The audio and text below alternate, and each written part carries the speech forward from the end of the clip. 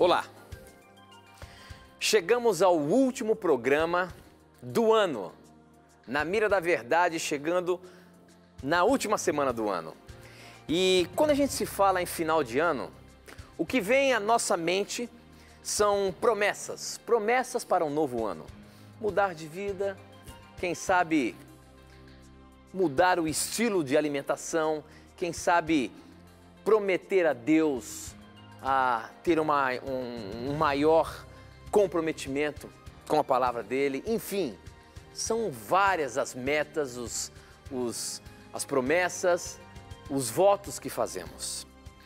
Mas a Bíblia tem um capítulo que ela fala um pouco sobre isso. E quando a gente lê, acaba nos atemorizando. Olha que fala Eclesiastes capítulo 5, a partir do verso 2 ali, já mais diretamente, diz o seguinte: pense bem, antes de falar, e não faça a Deus nenhuma promessa apressada. Deus está no céu e você aqui na terra. Portanto, fale pouco. Quanto mais você se preocupar, mais pesadelos terá. E quanto mais você falar, mais tolices dirá. Assim, quando você fizer uma promessa a Deus, cumpra logo essa promessa. Ele não gosta de tolos. Portanto, faça o que prometeu. É melhor não prometer nada do que fazer uma promessa e não cumprir. Não deixe que as suas próprias palavras o façam pecar. Assim, você não terá de dizer ao sacerdote que o que você queria dizer não era bem aquilo. Para que fazer Deus ficar irado com você? Por que deixar que Ele destrua as coisas que você conseguiu com o seu trabalho? É forte, não é? Fazer promessas a Deus e não cumprir realmente zanga Deus? Ira o nosso Criador? Esta e muitas outras questões você vai acompanhar agora, pois está no ar, na Mira da Verdade.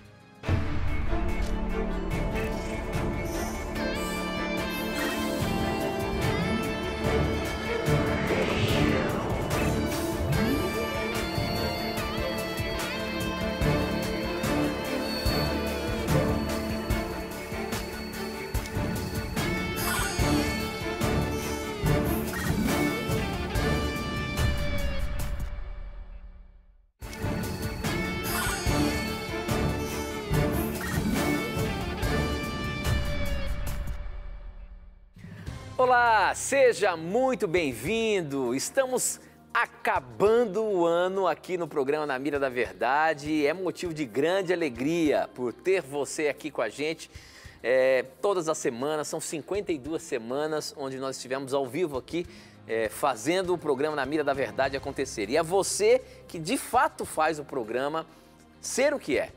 Através das suas dúvidas, através das suas perguntas. Como você sabe, este é um programa de perguntas e respostas bíblicas e é você quem faz o programa acontecer.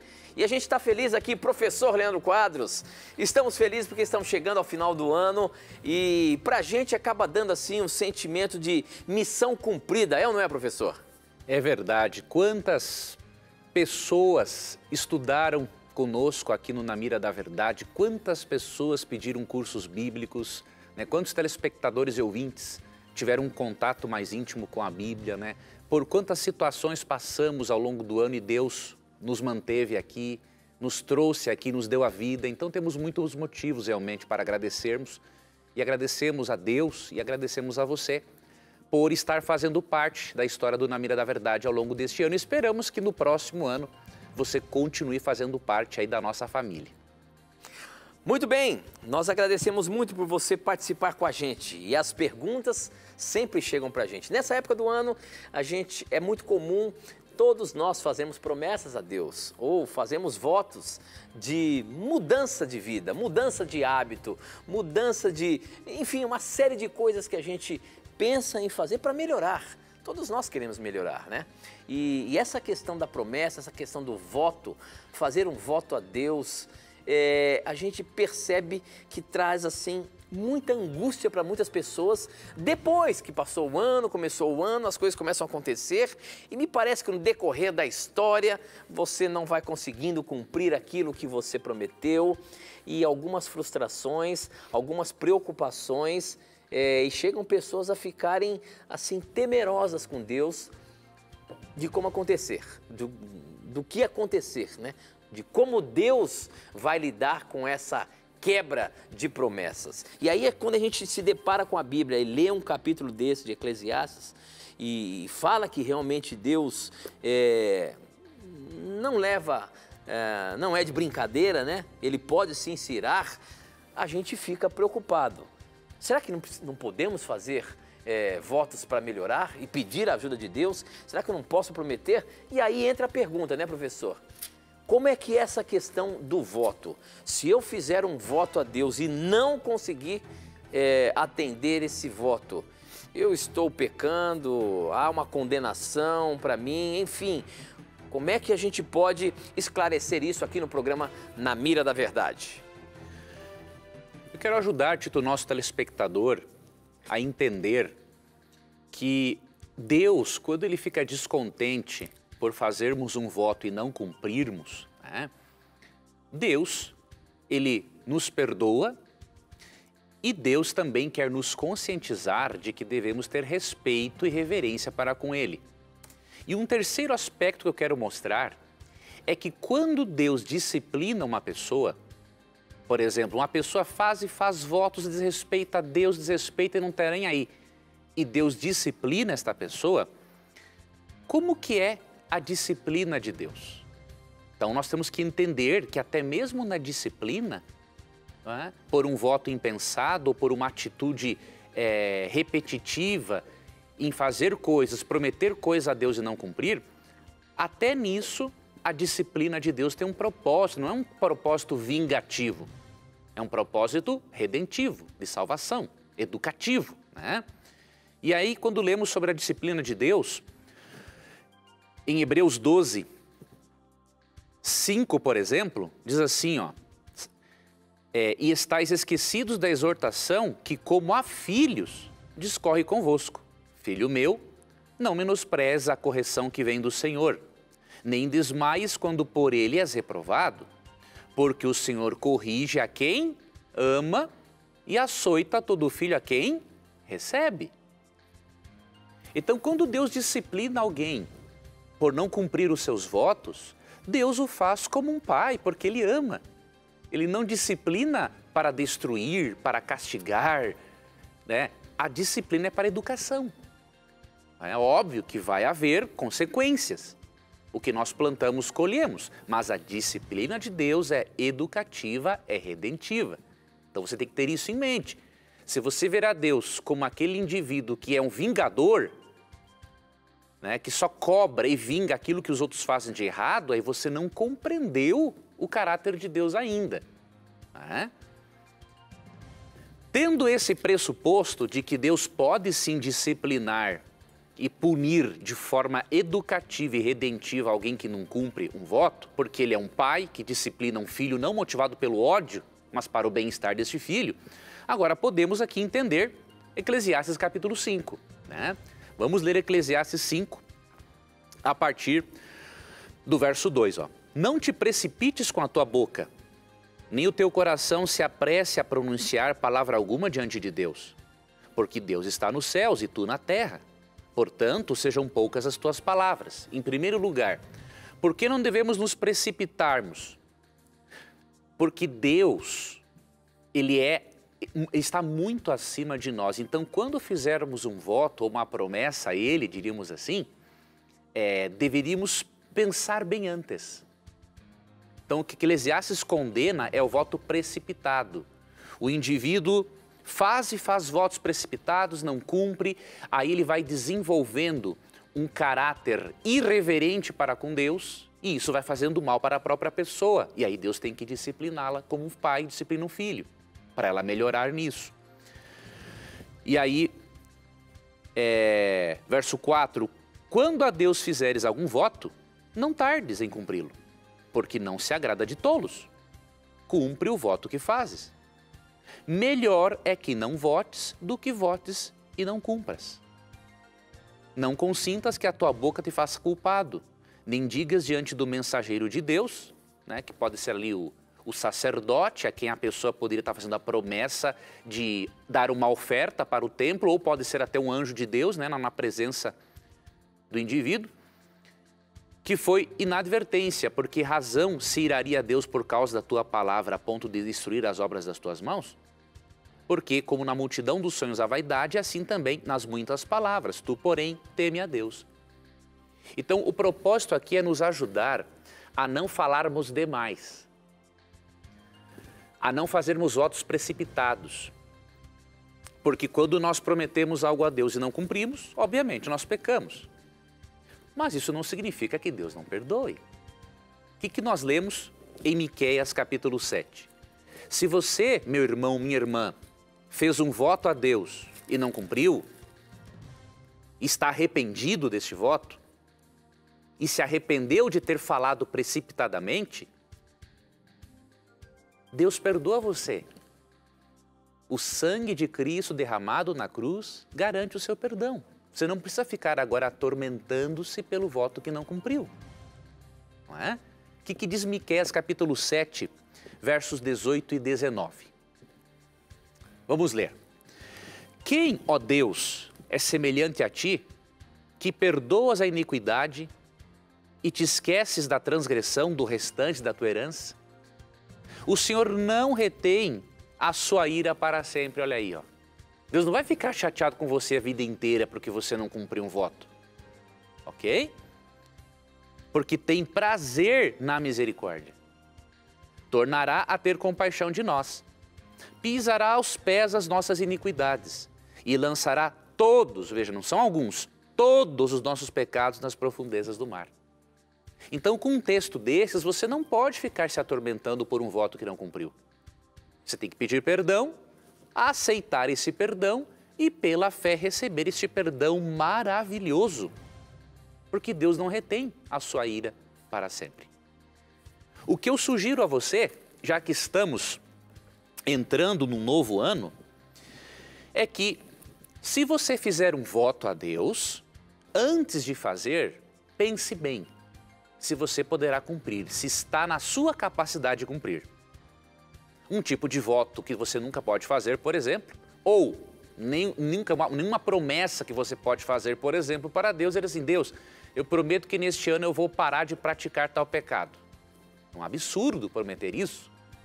Romanos 3:23 diz que todos pecaram e carecem da glória de Deus. E 1 Coríntios 15 mostra que é só na glorificação que a natureza pecaminosa será tirada de nós, e aí sim nós não pecaremos mais. Então, se você quiser fazer promessas, eu prometo, Deus, que não vou mais praticar tal pecado, deixa para prometer só quando você for glorificado. Não faça essa bobagem. Agora, você pode estabelecer um plano. Deus, neste ano eu quero, com a sua ajuda, com a sua graça, lutar mais contra esse meu pecado e contra esta minha debilidade. Você pode fazer isso. E você pode também fazer, ao invés de promessas, um plano de ação. O que é um plano de ação? Você quer conquistar alguma meta, não é? E aí, você elabora um plano de ação para que você possa conquistar esta meta com mais facilidade. Você pode pegar uma folha ou num caderno e escrever em título Plano de Ação. E do que é composto um plano de ação? Você faz uma declaração de meta, item 1, declaração de meta. Coloca a sua meta no ano. Não trabalha com muitas. Trabalha a princípio com uma ou duas. Depois que você cumprir essas metas pessoais ou espirituais, coloca mais uma ou duas, não é? Então faz uma declaração de meta. Depois, coloque os alvos factíveis, específicos, com data almejada para alcançar, ou seja, quais são os alvos que você precisa seguir, específicos, para alcançar essa meta e com data para cumprir cada um daqueles alvos. Terceiro ponto do seu plano de ação, faça uma lista dos benefícios que terá por alcançar essa meta, porque se você fizer uma lista dos benefícios, e também dos malefícios, isso vai motivar mais ainda o seu cérebro a você a correr atrás daquilo que você realmente quer, não é? E quarto, passos específicos para alcançar a meta ou a mudança almejada. Então, ao invés de prometer algo, faça um plano de ação, entregue esse plano de ação ao Espírito Santo e não se esqueça, Deus já lhe perdoou. Independente do voto que você tenha feito, de acordo com Miqueias 7, 18 e 19, Deus já lhe perdoou. Passe uma borracha nisso, pare de se culpar com isso, aproprie-se pela fé do perdão de Deus e siga a sua vida adiante, tendo um novo ano cheio de realizações e com muita alegria. Afinal de contas, professor, sempre é muito importante a gente querer mudar de vida para melhor, não é? Sim. Então, é importante, sim, você ter a nova chance de um novo ano e se programar para mudar de vida. Né? De quem sabe querer estudar mais a palavra de Deus, enfim, esse plano que o professor acabou passando para a gente aqui é uma forma de você adaptar para as coisas da sua vida e tenho certeza que isso vai fazer muito bem para você. Então é importante sim realizar novas coisas, que essas coisas sejam para o bem. Muito bem, tem mais uma perguntinha, nós temos alguns minutinhos ainda, professor. Tem 2 minutinhos, acho que você consegue responder essa pergunta. O Vicente de Paula, ele fez a seguinte pergunta pelo Facebook. Eu gostaria de saber se a pessoa que vive cometendo sempre o mesmo pecado, ele tem perdão? O Senhor Jesus perdoa aquele que comete sempre o mesmo pecado? Vai lá, pede perdão e comete de novo. Enfim, como é que é, professor? Depende do tipo de pecado. Se é um pecado por rebelião, ou seja, o cara rebeldemente rejeita Deus, vai chegar um momento em que o coração dele vai se endurecer. Deus perdoa até mesmo o pecado por rebelião. Você vê em Levítico, dos capítulos 1 ao 4, que havia sacrifícios pelos pecados voluntários e pelos pecados involuntários. Então Deus perdoa ambos os pecados. O detalhe é que o pecado por rebelião, ele endurece o coração. Como diz Hebreus 3, 13 a 15. Agora, tem aquele tipo de pecado que não é por rebelião. É porque o indivíduo tem uma natureza distorcida e ele está lutando contra isso. E talvez ele tenha que lutar contra isso a vida inteira. Isso não é uma rebelião, porque quando ele peca, ele sente, ele se entristece, ele reconhece que está errado, ele pede perdão a Deus. Não é?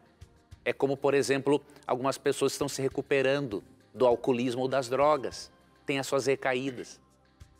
Mas você não deve entrar em desespero por causa da recaída ou da queda no pecado, né? Você tem que avaliar, assim como um viciado, né? Ele tem que avaliar a sua vitória pelo intervalo de tempo entre uma recaída e outra, você também tem que avaliar a sua vitória, né, pela conscientização maior que você tem dos seus erros, pela vontade maior que você tem de não praticá-los, pelo intervalo de tempo entre um erro e outro. Então avalie o seu crescimento desta forma. Né? Então se você não é um rebelde, mas uma pessoa que luta com a ajuda do Espírito Santo, aproprie-se da paz de Cristo, vá, leia Mateus 11, 28 a 30, achegue-se a Jesus, Ele vai lhe dar paz, poder do Espírito para você seguir adiante. Muito bem, professor. Para você participar do nosso programa, você pode mandar as suas perguntas, seus questionamentos através do nosso SMS. O número é 12 981 51 0101. Você manda, eu recebo aqui na hora. Ou então pelas nossas redes sociais.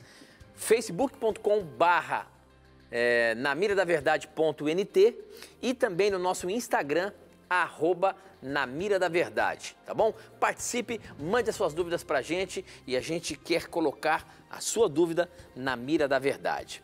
Muito bem, professor, eu tenho uma pergunta que chegou pelo SMS aqui, a questão é a seguinte, eu vou fazer e a gente vai ter que ir para o intervalo.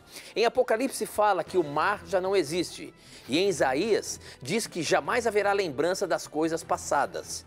Se é assim, como harmonizar a doutrina do milênio, onde terá o juízo comprobatório, que veremos por que eu estou lá e muitos não estarão. Se eu não vou lembrar, como comprovar?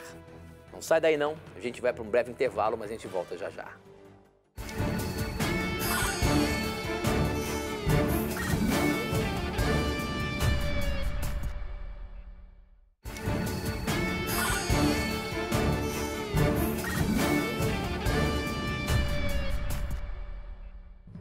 Já estamos de volta e eu já quero começar anunciando para você o curso bíblico que oferecemos aqui no Na Mira da Verdade gratuitamente. É o Verdades para o Tempo do Fim. Para você ter esse curso bíblico, você pode entrar agora, nesse momento, já no nosso blog, novotempo.com/Na Mira da Verdade. Lá você vai ver do lado direito, peça seu curso bíblico gratuito, é só você clicar lá. Você vai ser direcionado para um espaço onde você vai fazer um cadastro com os seus dados postais para que ele possa chegar direitinho para você. É um curso bíblico relacionado ao tempo do fim, o tempo que nós estamos vivendo, os últimos momentos da história desse planeta. E com certeza esses temas vão ajudar você a elucidar muitas questões. É um curso bíblico gostoso de fazer. No final são 16 lições. No final de cada lição você tem um pequeno questionário para você aprender, tirar as suas dúvidas, reforçar o seu aprendizado e tenho certeza que vai abrir muito a sua mente para você aprender mais sobre esses últimos momentos e o que a Bíblia diz sobre tudo isso. Envolve vários temas sobre a Bíblia. Tenho certeza que você vai gostar. É de graça, você não vai pagar nada. Tá perdendo o quê? Liga agora ou então acesse agora o nosso blog. Se você ligar no horário comercial, o número é 12 21 27 3121.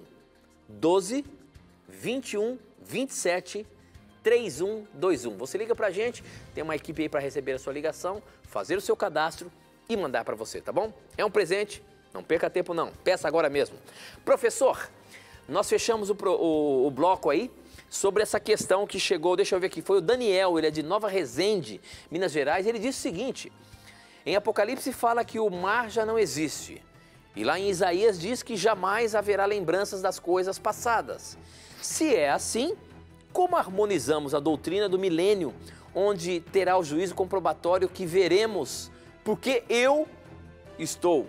Por exemplo, ele já está citando, porque eu estou no céu, ou estou lá, e muitos não estarão. Se não vou lembrar, como comprovar? E aí, professor, uma pergunta capciosa, meu amigo. Como é que você sai dessa? Em primeiro lugar, o nosso irmão deu uma confundida bem grande na ordem dos eventos, né? Por quê? Aqui Apocalipse 21, né, quando fala que vi novo céu e nova terra, pois o primeiro céu e a terra passaram e o mar já não existe, né? A nova terra, ela vai existir depois do milênio. Então, obviamente que as lembranças das desgraças passadas ocorrerão depois do milênio. O milênio ocorre no capítulo 20. Então, se o irmão ler a sequência, capítulo 19, volta de Jesus, milênio, no capítulo 20 e 21, nova terra, está resolvido o seu problema. Além disso, devemos considerar que o fato de não termos lembranças das coisas passadas na nova terra, e lembre-se, a nova terra é depois dos 1000 anos, né? Como está em Apocalipse 20 e 21.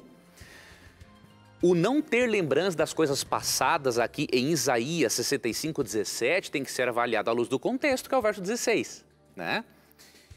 Então diz assim, pois eis que eu crio novos céus e nova terra e não haverá lembrança das coisas passadas, jamais haverá memória delas. Que coisas passadas são essas? Verso 16, ó. De sorte que aquele que se abençoar na terra, pelo Deus da verdade é que se abençoará. E aquele que jurar na terra, pelo Deus da verdade é que jurará. Porque já estão esquecidas as angústias passadas e estão escondidas dos meus olhos. Então nós não vamos ter momentos de lembranças profundas das angústias passadas. E é na nova terra, não está falando do milênio. Durante o processo do milênio é óbvio que nós teremos que lembrar de coisas, de pessoas, nos emocionaremos porque algumas pessoas, porque vamos entender o plano de salvação, por que alguns foram salvos e outros não. E é por isso que é só depois do milênio que Deus promete secar dos olhos toda a lágrima em Apocalipse 21, 4. Então analise a sequência e você não verá contradição alguma. Muito bom, professor, muito bom.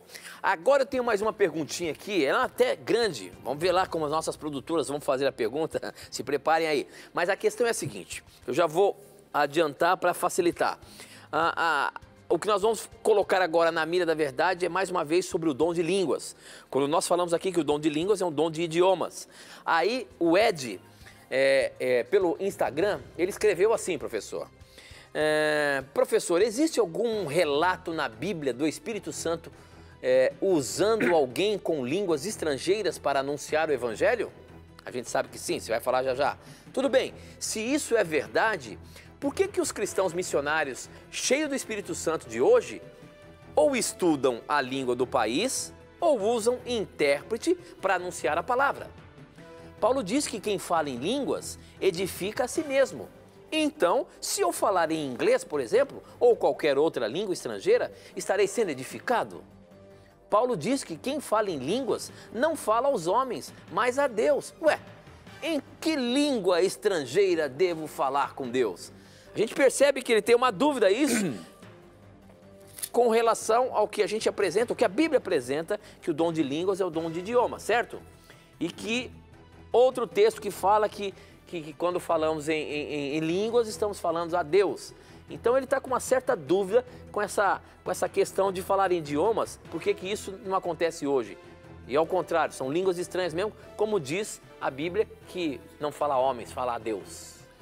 Bom, aí temos 3 partes nessa pergunta que precisamos esclarecer. A primeira parte, o dom de línguas é um dom de idiomas? Não há dúvida, né? Aqui em Atos capítulo 2, quando os apóstolos recebem o Espírito Santo e mais outros seguidores de Cristo, aqui é dito, por exemplo, no verso 7, estavam, pois, atônitos e se admiravam, dizendo, vede, não são porventura galileus todos esses que estão aí falando? E como os ouvimos falar cada um em nossa própria língua materna? Então é óbvio, eles falavam idiomas e a palavra língua do grego glossa quer dizer idiomas. Então o dom de línguas é uma capacitação sobrenatural para a pessoa falar um outro idioma. Você pode estar se perguntando por que os missionários hoje, na sua grande maioria, têm que aprender um novo idioma e não recebem este dom. Existem algumas razões. A primeira delas, hoje nós temos mais recursos, muito mais recursos para a aprendizagem de um idioma do que eles no passado. Segundo ponto, em certos casos especiais, o Espírito Santo continua dando o dom de línguas para certos missionários, né? Para que eles comuniquem o Evangelho no idioma ou no dialeto de certo povo. Terceiro lugar, Atos 2, 17 e 18 diz que pouco antes da volta de Cristo, o principal dom a ser usado não seria mais o dom de línguas, seria o dom de profecia. Então nós temos que entender que todos os dons são válidos, mas em certos momentos da história Deus utiliza-se de certos dons que Ele julga serem mais necessários. Tanto que em 1 Coríntios 12, 11 é dito que o Espírito Santo dá a cada um o dom conforme Ele quer. Então é Ele quem decide. Então no momento dos apóstolos, tanto o dom de profecia quanto o de línguas era muito importante. Pouco antes da volta de Cristo, Atos 2, 17 e 18 promete uma ênfase no dom de profecia.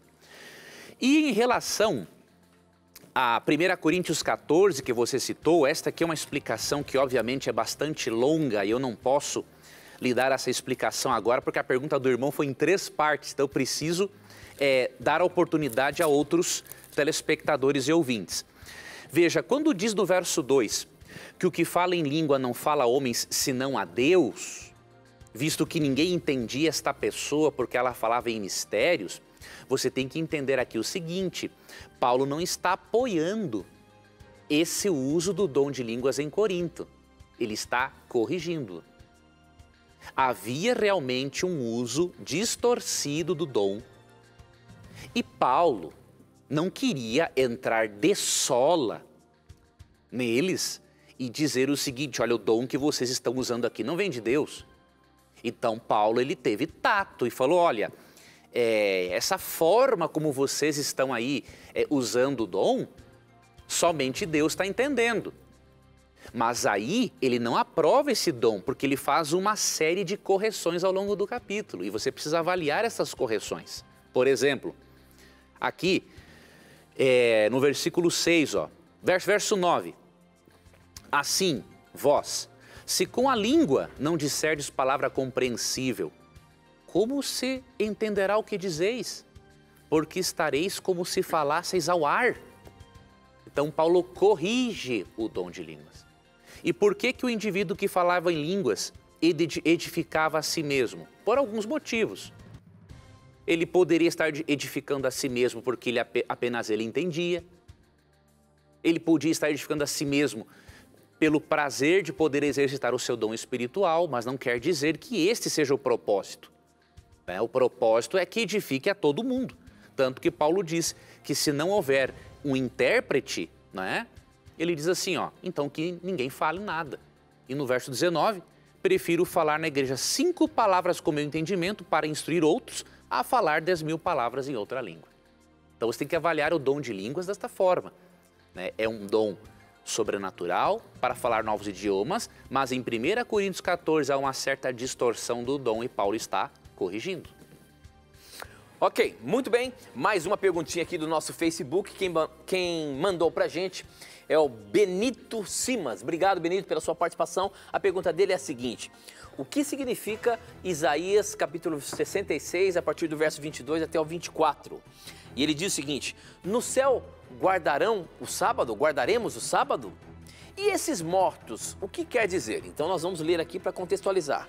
Então a pergunta é, será que no céu nós vamos guardar o sábado? Só que Isaías, quando fala isso aqui, fala de alguns mortos ali para fora da cidade. Olha só o que está dizendo. Isaías 66, 22 diz o seguinte: o Senhor Deus diz assim: como o novo céu e a nova terra que eu vou criar durarão para sempre pelo meu poder, assim também durarão o nome de vocês e vocês sempre terão descendentes. Olha só. Em todas as festas de lua nova e em todos os sábados, pessoas de todas as nações virão me adorar no templo. Depois sairão da cidade e verão os corpos daqueles que foram mortos por terem se revoltado contra mim.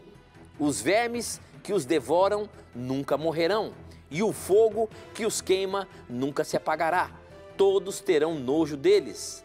Eu, o Senhor, o falei. Então a questão é a seguinte: uma vez que o texto, a parte do texto está falando de novo céu e de nova terra, chega no final ali, ele fala que vão ter mortos que estarão queimando, que estarão ali, nem os vermes irão comer. Então como compreender isso? Por que a Bíblia está dizendo isso aí e o que quer dizer isso tudo? Nós temos que entender o seguinte, primeiro nos perguntarmos ao texto. Esse texto se refere à nova terra que Deus prometeu ao israelita antes da primeira vinda de Cristo? Ou esse texto fala da nova terra que Deus prometeu aos justos após a segunda vinda de Cristo? Então, isso não tem dupla, como é que fala? Dupla... aplicação. Aplicação, é? Então é isso que o texto tem. A primeira aplicação do texto era para os israelitas. Deus prometeu a eles uma nova terra. Nesta nova terra, eles iam poder celebrar a festa de lua nova, que era um período mensal, e poderiam também observar o sábado nessa nova terra, sem preocupações com escravidão e tudo mais. E no estabelecimento desta nova terra, eles veriam, em certo momento, em que os ímpios recebessem o juízo naquele momento, eles veriam os cadáveres daqueles que rejeitaram a Deus. E como que isso acontecia? Isaías tinha em mente aqui um vale chamado Vale de Inom. Neste vale se queimava lixo e também se jogava muitas vezes corpos, cadáveres. É por isso que tem aqui a linguagem, porque o seu verme nunca morrerá e o seu fogo nunca se apagará. Aqui não está dizendo que vai existir um verme eterno, que comeu da árvore da vida e vai ficar eternamente comendo o indivíduo. E que o fogo não se apaga, mesmo queimando toda a matéria. Não, esta é uma linguagem poética para descrever a total destruição dos ímpios, um verme que nunca morre e um fogo que não se apaga. Tá? Alguns detalhes do texto se aplicam só à nova terra que Deus prometeu aos israelitas e outros se aplicam ao Israel espiritual como igreja. Por exemplo, na nova terra, nós observaremos o dia do Senhor, porque a verdade adoraremos a Deus todos os dias, não é? Mas o sábado nunca deixará de ser o dia do Senhor, o dia especial de adoração. E nós entendemos que a festa de lua nova, que nós não celebraremos mais lá, pode estar se referindo ao período mensal em que, na nova terra, os justos comerão da árvore da vida. Porque Apocalipse 22:2 diz, não é, que as folhas da árvore da vida, que a árvore da vida produzirá o seu fruto de mês em mês. Então, as profecias de Isaías têm dupla aplicação para Israel antes da primeira vinda de Cristo e para todo Israel espiritual após a segunda vinda de Cristo. Muito bom, professor. Nós temos que ir para mais um intervalo, mas não sai daí não, é rapidinho. A gente volta já.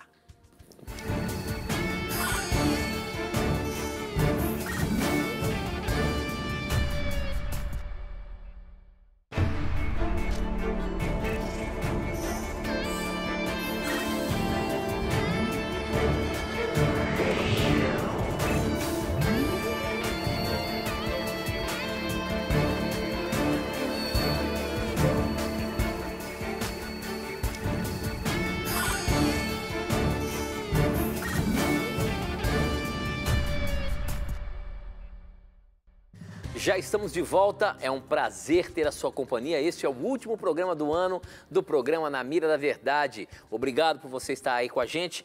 As perguntas são muitas e a participação é importantíssima. Juntos nós aprendemos da Palavra de Deus com os vários questionamentos que chegam aqui pra gente. Como, por exemplo, esse que chegou aqui pelo nosso SMS.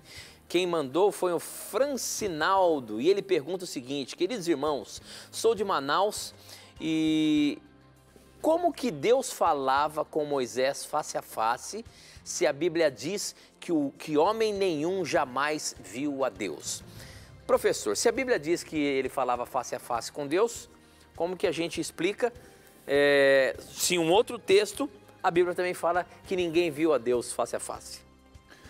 Na verdade, o falar face a face, se você ler ali, amigo telespectador, Êxodo capítulo 33, você vai ver que Deus falava com Moisés face a face, porém uma nuvem encobria Deus, para que a face de Deus não fosse vista. E se você continuar lendo ali o relato em Êxodo 33, você percebe que quando Moisés pediu para ver o Senhor não o permitiu, mas apenas que viste a forma de Deus pelas costas e não o rosto. Então não é uma contradição. Falar face a face não indica necessariamente que Moisés estava vendo a face dele. Havia uma nuvem, uma glória que encobria, porque se o homem pecador contemplar o Deus puro e santo, o homem não resiste. Ok? Então leia Êxodo 33 e você vai resolver este aparente problema. Muito bem, então vamos colocar mais uma aqui no nosso Facebook. Tem muita pergunta aqui pelo Facebook. O Gilner Freitas, ele quer saber o seguinte: professor, o Espírito Santo é Deus junto com o nosso Deus Criador e o seu Filho Jesus? A Bíblia não deixa dúvida alguma a respeito disso. O Espírito Santo é um ser divino. Vamos ler aqui 2 textos dos muitos que existem e que são bastante claros, A pessoa tem que estar num estado de rebeldia muito grande para, após ler esses textos, continuar descrendo, na divindade do Espírito Santo. Atos capítulo 5, versos 3 e 4.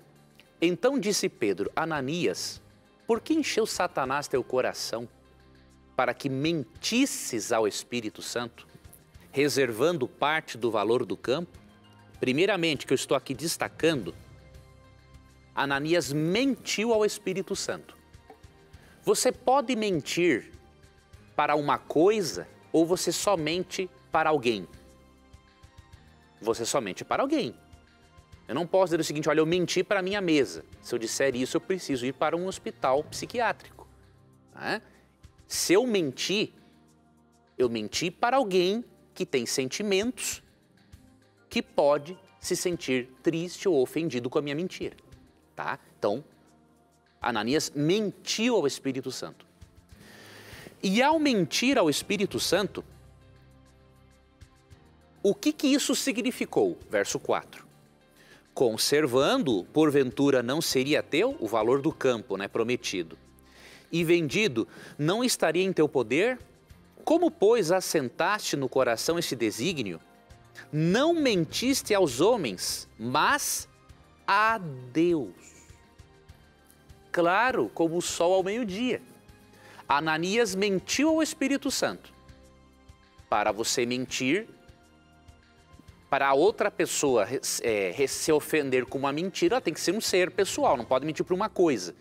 E mentir ao Espírito Santo equivaleu a mentir para Deus, então o Espírito Santo é Deus. É a conclusão simples a qual chegamos pela sequência lógica do próprio texto.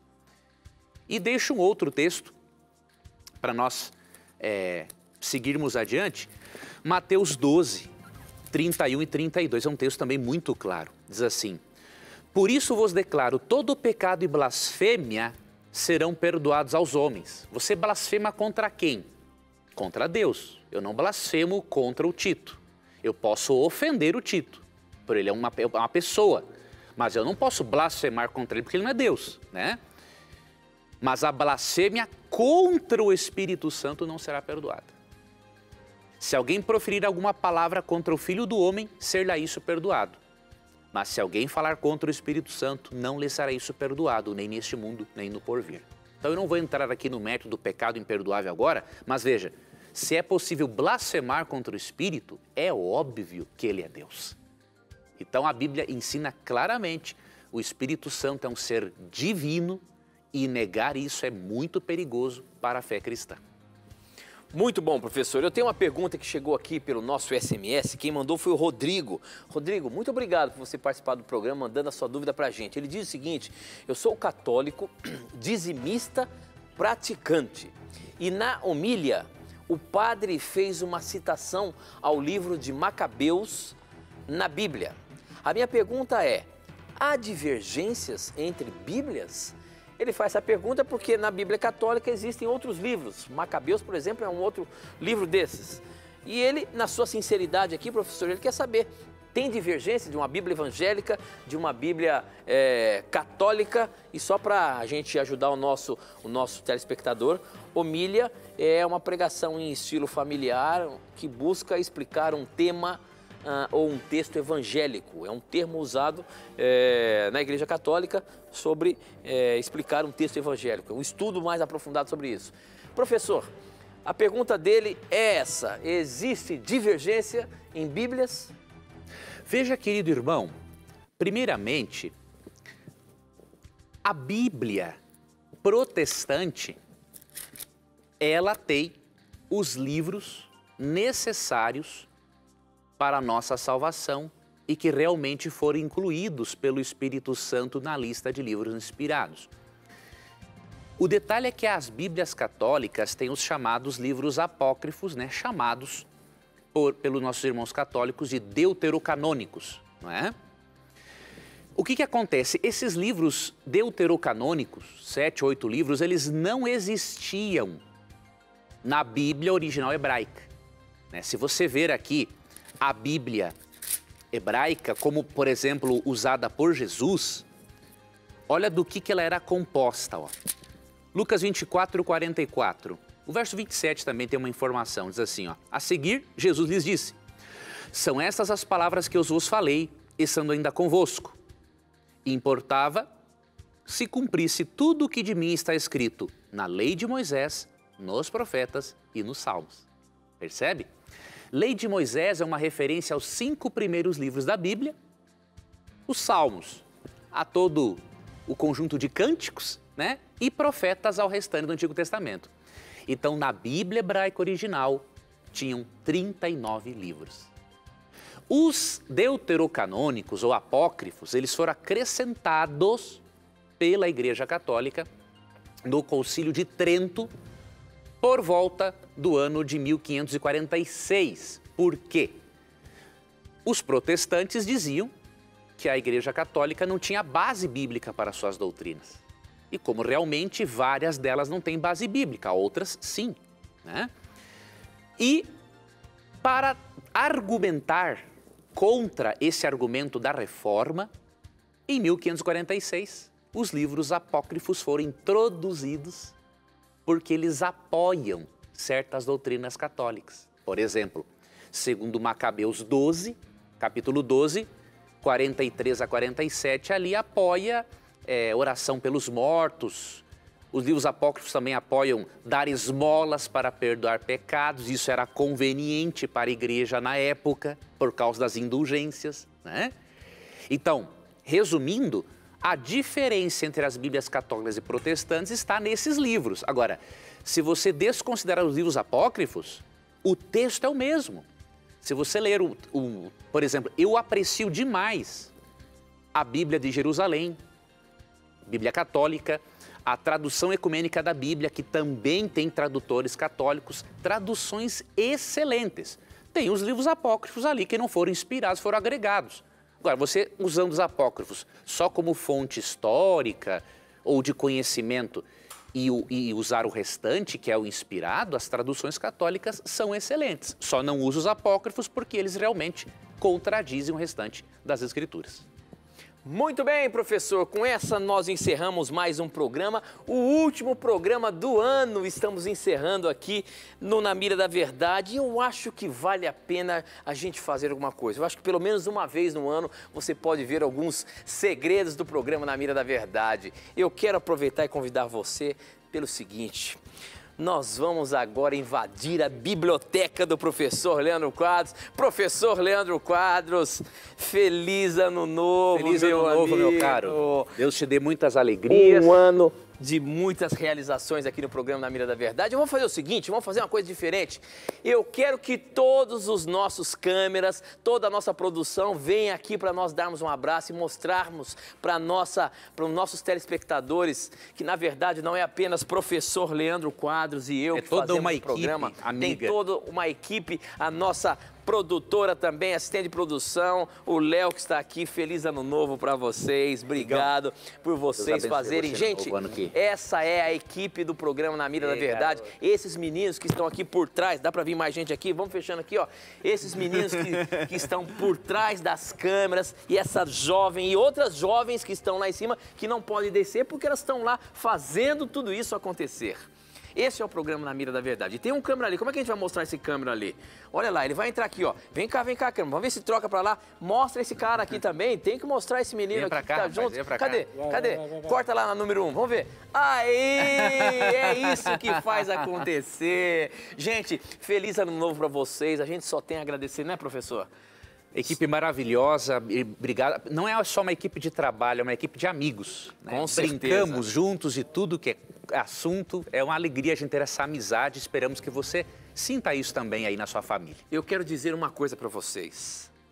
Este é o 10º ano que nós estamos com o programa Na Mira da Verdade. O programa Na Mira da Verdade começou em 2009. Este ano nós completamos 10 anos.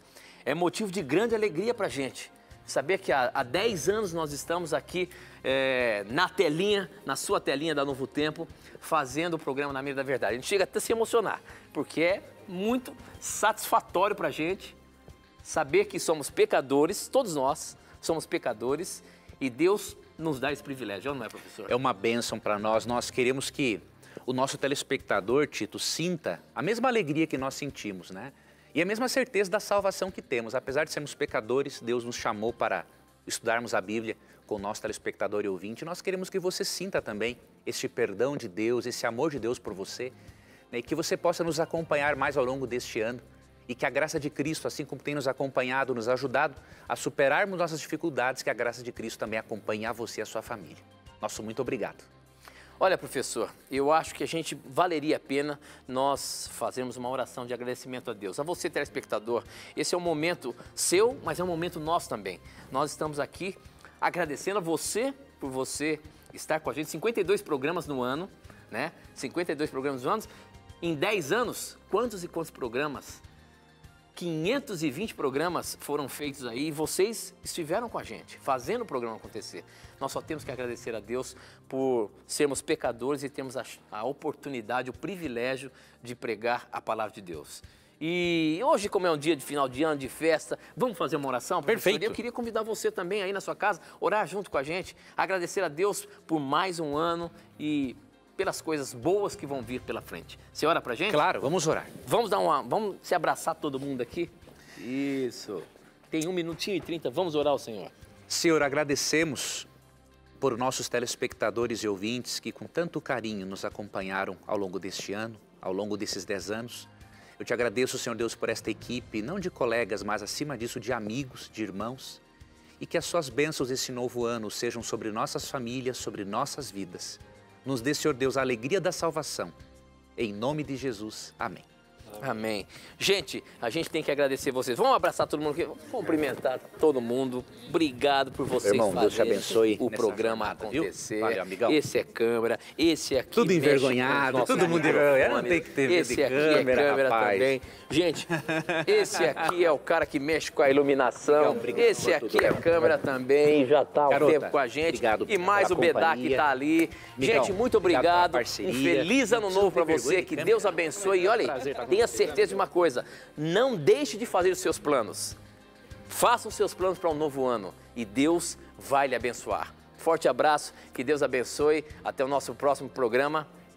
Feliz ano novo. Na mira. Se você tiver a coragem de perguntar, A Bíblia sempre terá coragem de lhe responder. que Deus abençoe.